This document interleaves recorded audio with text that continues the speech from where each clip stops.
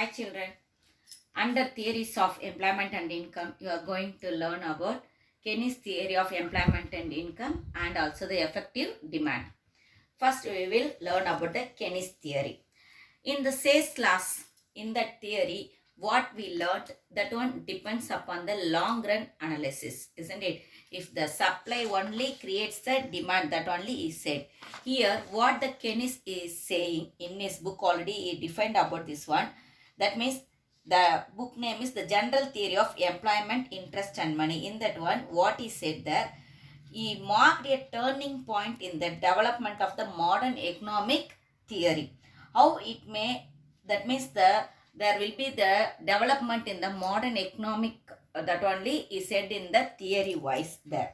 Okay, Keynes theory actually of employment, Keynes theory of employment, it was based on the view of the short run analysis alone. I already told that one is a long run, but Keynes theory, the sales laws is the long run analysis, but the Keynes theory is the short run analysis. According to him, the factors of production remains unchanged. Factors of production remains unchanged while determining the level of employment. When we are determining the level of employment, the factors of production are unchanged. What are the factors of production? Capital goods, supply of the capital goods, supply of the labor, technology and efficiency of labor. Everything only it comes under the factors of production here. Okay, these are remain unchanged while determining the level of employment. Okay, now we will move on to the effective demand. What is the effective demand? The effective demand, it denotes only the money which actually spent by the people on products of industry.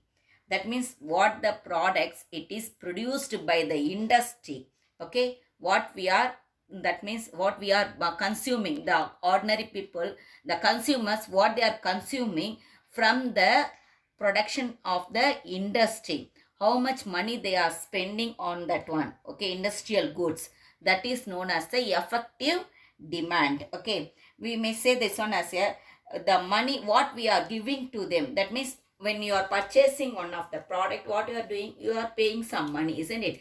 That money received by the entrepreneur. Okay, that money received by the entrepreneur, what he is doing there, he is distributing the money to rent, wages, interest and profit. Already I told the rent is the, what is that one? That one is the reward for the land, isn't it? And wages are the reward for the labor, and interest is the reward for the capital, profit is the reward for the entrepreneur, isn't it? That means what is doing, whatever the money we are paying to purchase any goods, that money is distributed among the factors of production. Okay, so only what they are doing there, with the effective demand only they are calculating the national income. Most probably the effective demand is equal to the national income.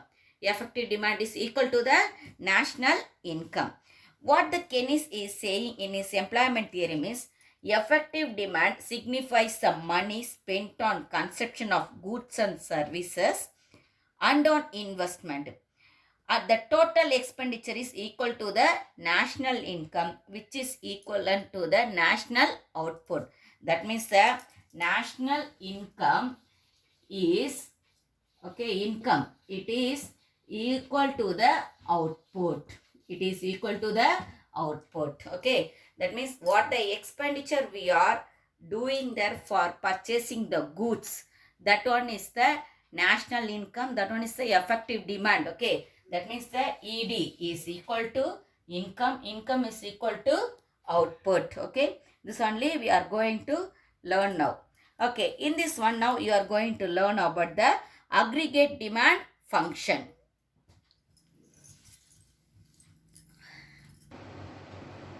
Under the Keynesian model, the aggregate demand we are explaining, that means whatever the employment we are explaining only through the aggregate demand alone. Okay, what is the aggregate demand? Aggregate demand is the amount of money which entrepreneurs expect to get by selling the output.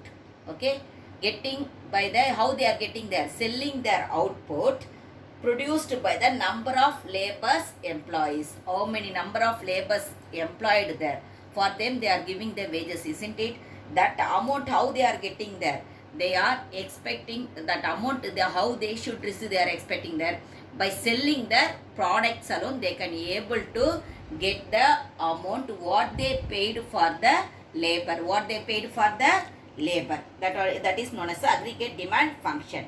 Actually in this one aggregate demand function there is the 4 components: consumption demand, investment demand, government expenditure, and also the net export. Net export means export minus import. Net export means what? The X minus M. X minus M means export minus import. Okay, export minus import. The difference between the export and import only we are saying as a net export. Okay, that means aggregate demand. What are the things it is there? There are the consumption demand. When the consumption is there, the demand will arise there. And the investment demand is there. Government expenditure is there. As well as the last one is the net export is there. Okay. The decide or planned demand is the amount that households, firms, the government and the foreign purchasers would like to spend on the domestic output. Otherwise, we may say like, this one as decide demand in the economy is some total of decide private consumption expenditure, investment expenditure, the government spending and net exports. That 4 things I said, isn't it? That components 4 things. Consumption I said, and the investment, government expend, net export. This alone from the private we are saying as a total amount from the private what we are receiving. That one is the aggregate demand they are saying. Okay. The decide spending is called the aggregate spending, what we are spending there. Okay, what we are decide to spend there. That is known as the aggregate spending. And we may express that one through the, what is that one? Through this graph also, through this diagram also we may express this one. Okay, in this one what we are saying is when the aggregate demand price increases or decreases with an increase or decrease in the volume of employment. Okay, with the volume of employment only the aggregate demand it increases or it decreases, we may say that. Aggregate demand curves always it increases at an increasing point. Okay, at an the increasing rate it will increase. In the beginning only it will increase, but then increases at the decreasing rate. It increases, that means the employment it increases, but the aggregate demand it is decreases. Okay, at first when we are increasing the employment the aggregate demand also it will increase, but when we are increasing, that means when we are going on increasing the employment, then the aggregate demand it will falls only, it will decrease. Okay, now we will move on to the aggregate supply function. What is the aggregate supply? Aggregate supply refers to the value of total output of goods and services produced in an economy in a year. What the production we are giving, that is known as the aggregate supply. In the demand for how much we are how much money we are getting from the selling, that is known as the aggregate demand. But in the supply how much we are giving the production, that is known as the aggregate supply. In this one 4 components. What are the 4 components? Means aggregate consumption expenditure. Okay, there what I said actually on consumption demand I said, isn't it? Here as it is quite opposite in the supply one. Consumption expenditure, private savings, net tax payments. What the net tax we are paying, that means the total amount of the tax what we are paying. Last one is the personal transfer payments to the foreigners. Personal transfer payments to the foreigners. These are all the components in the aggregate supply. Okay, here in this aggregate supply curve we may explain that one through the diagram. Okay, here I given the employment in the x-axis and the y-axis I given the expected proceeds I given here. Okay, Z curve. First one is the Z curve. It is linear where money wages remains fixed. Money wages it remains fixed at that time it is linear. But Z1 curve it is shown as a non-linear curve, isn't it? Y means the wage rate increases with the employment. Here in the Z1 the wage one is the fixed one.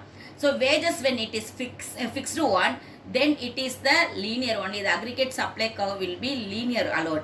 But when the wage rate is increased by the employment, then that aggregate line, that means the supply curve, it will be in the non-linear form. It will be in the non-linear form, and also aggregate supply curve becomes the inelastic. Aggregate supply curve become the inelastic. Thank you, children.